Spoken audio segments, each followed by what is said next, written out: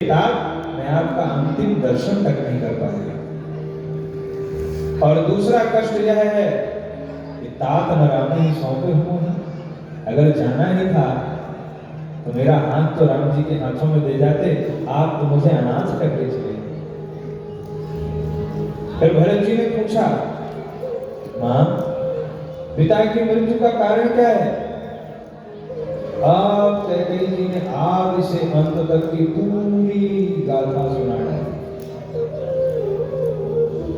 जब भरत जी ने सुना राम वन गवन, तो भरत जी को अपने पिता की मृत्यु का समाचार भी भूल गया।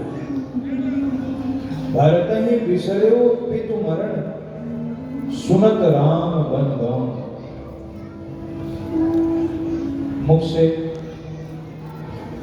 आवाज भी निकलना बंद हो गई। देखिए, जैसे किसी को जब चोट लगती है तो चिल्लाता है, रोता है, पर जब अत्यधिक आघात हो जाए तो उसके मुख से आवाज निकलना बंद हो जाती है। पिता की मृत्यु का समाचार तक तो भरत के लिए सहनीय था, इसलिए रो रहे थे, चिल्ला रहे थे। पर जब राम वनगमन का समाचार सुना तब भरत जी निश्चेष्ट हो गए, स्तंभित हो गए। तो कैकेयी जी को लगा कि बेटे को कष्ट हो रहा है, तो कैकेयी जी भरत जी को समझा रहे हैं। और गोस्वामी जी कह रहे हैं, मानो जले पर लोन लगावती, मानो जले पर नमक छिड़कने का काम कर रहे हैं। पहले जल गया हो कोई और उसके बाद उस पर नमक छिड़क दिया जाए, कितनी पीड़ा होती है। पहले इतना कष्ट भरत जी को और ऊपर से समझा रही हैं, तब तो श्री भरत जी को बड़ा क्रोध आया और श्री भरत जी कह पड़े माता कैकेयी से, क्या कह रहे हैं? ओ मैया कहने काठानी मन में राम सिया भेज गए मन में। ओ मैया कहने, ओ मैया कहने काठानी मन में राम सिया भेज गए मन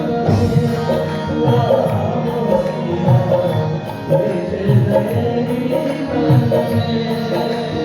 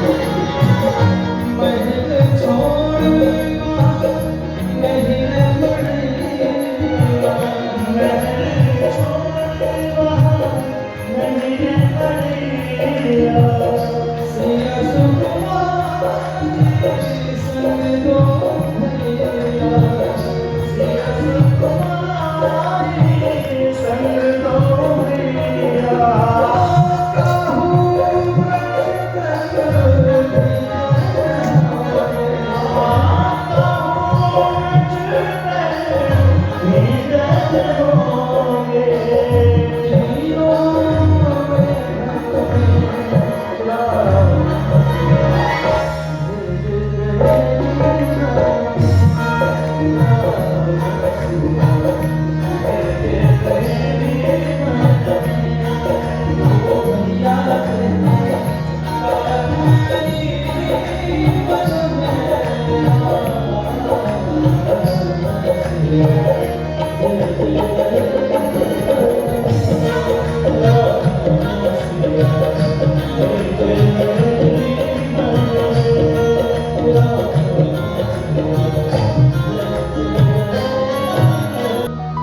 बोले भक्तों भगवान की।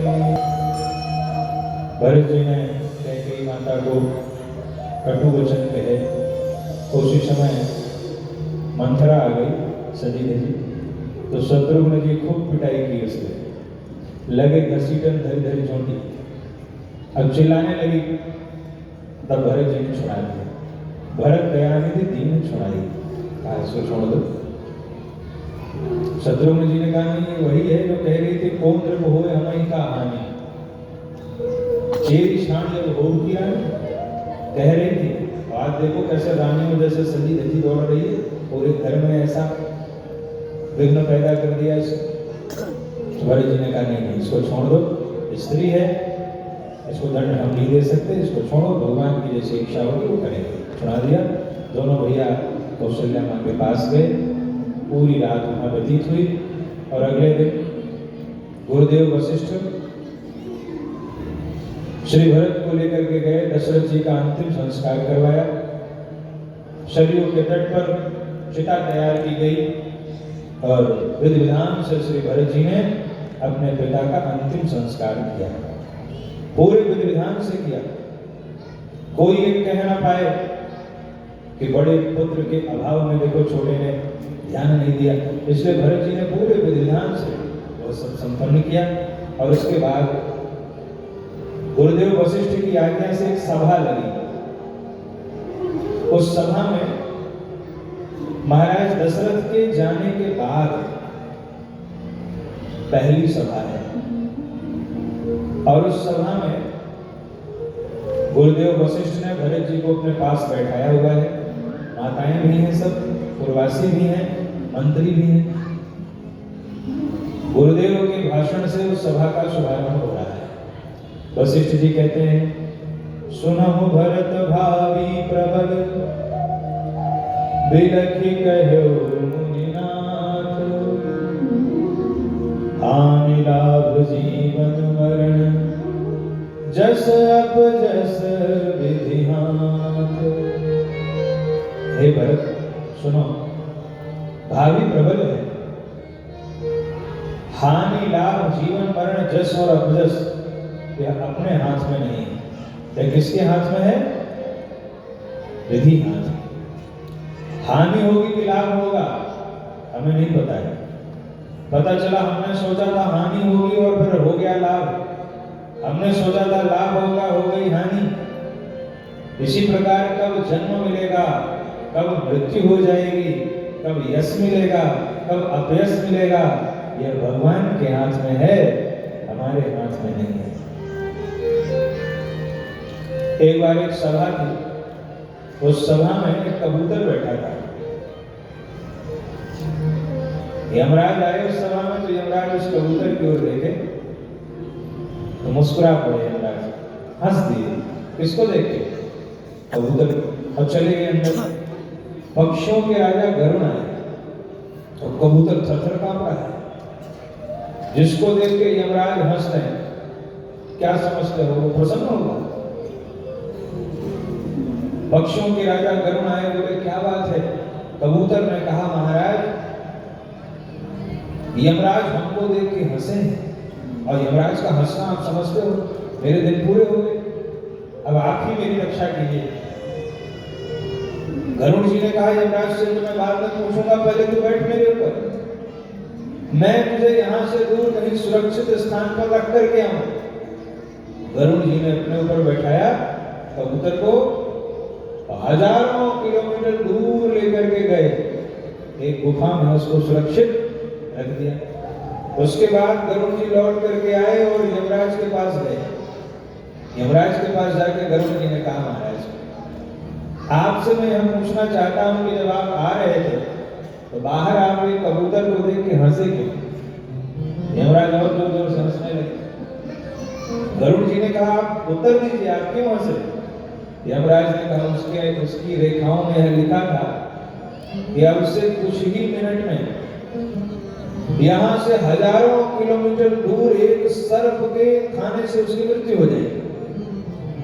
तो मैंने जब उसके माथे की लकीरों को पढ़ा तो मैं बड़ा हंसा कि आज विधाता की लेखनी झूठी हो जाएगी, क्योंकि इस कबूतर में सामर्थ्य नहीं है कि कुछ मिनटों में जो है कई हजार मील दूर जा सके।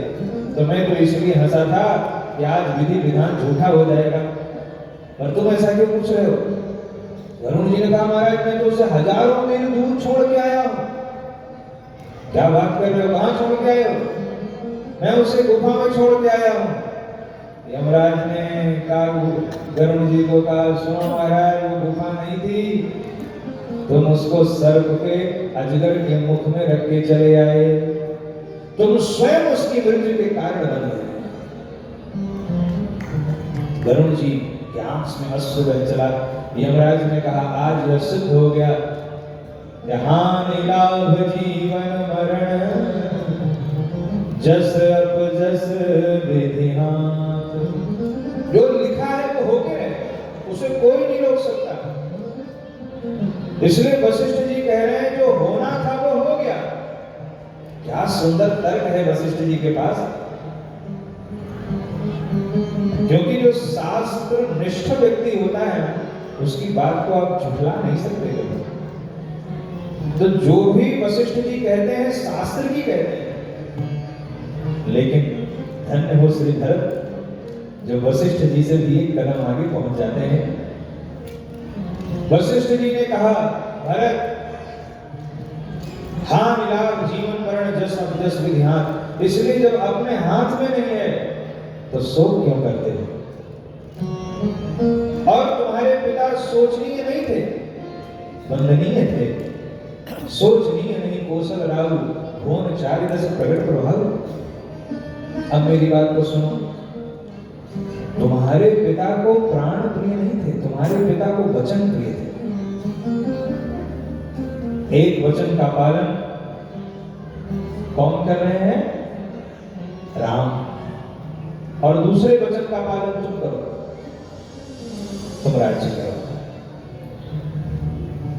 कोई दोष नहीं लगेगा। फिर वशिष्ठ जी ने सोचा, अब शास्त्रों से थोड़ा प्रमाण दे दूं। नहीं भरत मानेगा कैसे भाई? हम लोगों को कोई बात सिद्ध करनी होती है तो हम कहाँ जाते हैं? शास्त्र में जाते हैं कि देखो ऐसा ऐसा हुआ था। तो वशिष्ठ जी ने कहा, भरत सुनो, तने जजाति जौवन देहु, ये उदाहरण दिया।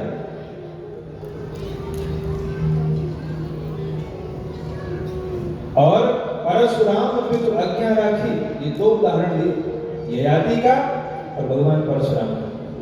कहा इन दो उदाहरणों के आधार पर मैं कह रहा हूं कि अनुचित उचित विचार तज, जे पाले हैं पितु बहन, ते भाजन सुख सुजस के बसई अमरपति हैं। उचित अनुचित का त्याग करके जो पिता की आज्ञा का पालन करता है वह स्वर्ग का अधिकारी होता है। इसलिए मैं ये कह रहा हूं कि तुम अपने पिता की आज्ञा को मान करके राज्य करो। भरत जी चुपचाप खड़े हैं, शांत हैं। वशिष्ठ जी ने कहा, अगर राज्य करने की इच्छा नहीं है तो जब 14 साल के बाद राम जी आ जाएंगे तो उनको लौटा देना। भरत जी अभी भी चुप है। तब तक मंत्री बोल पड़े, कहा, अरे महाराज लौटाने की बात बाद में देखी जाए। मंत्रियों को लगा कहीं भरत जी ये मत सोच लें कि जब लौटाना ही है 14 साल के बाद तो क्या राज्य करना। तो मंत्री कहते हैं, रघुपति आए उचित जस तस तब करम बहोरी। वो तो बात की बात है, देखा जाएगा, आप राज्य करिए। भरत जी के ऊपर फिर भी कोई प्रभाव नहीं पड़ा, लेकिन तब तक माताओं ने कह दिया, और जब मां ने कह दिया कि पूत पक्ष गुरु आयस वही, बेटा गुरु की आज्ञा पक्ष रूप है, स्वीकार करो इसको। तब भरत जी की आंखों में आंसू आ गए। सानी सरल रस मातु वाणी सुनि भरत व्याकुल भये। अब भरत जी व्याकुल हो गए। लोचन सरोरुह स्रवत सिंचत विरह उर अंकुर नये। भरत जी व्याकुल हो गए और भरत जी कहते हैं, गुरुदेव आपने मुझे जो कुछ भी कहा है, आपको लगता है उसमें मेरा कल्याण है, पर मेरा कल्याण तो सिर्फ भगवान राम की सेवा में है। हित हमारे सेवक सेवकाई। आप मुझे राजा बनाना चाहते हैं? मेरे नाम का प्रस्ताव रखने मात्र से अयोध्या में इतने अनर्थ हो गए, और जब आप मुझे राजा बनाओगे तब क्या होगा? इसलिए मुझे राजा मत बनाइए, नहीं रसा रसातल में चली जाएगी, रसा रसातल जाएगी तब नहीं, मुझे राजा बनाने की मत सोचिए। आइए हमारे साथ मिलकर प्रभु की शरण में चले, क्योंकि देखे बिन रघुनाथ पद जिय के चरण न जाए। भगवान के चरणों को देखे बिना मेरे जी की चरण शांत होने वाली नहीं है। सबको तैयार किया। श्री भरत जी ने कहा चलो चलो चलो।